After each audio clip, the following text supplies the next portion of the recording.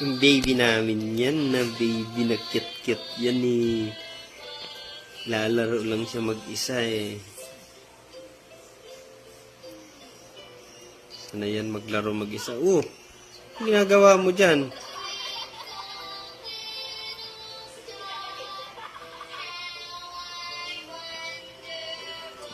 You are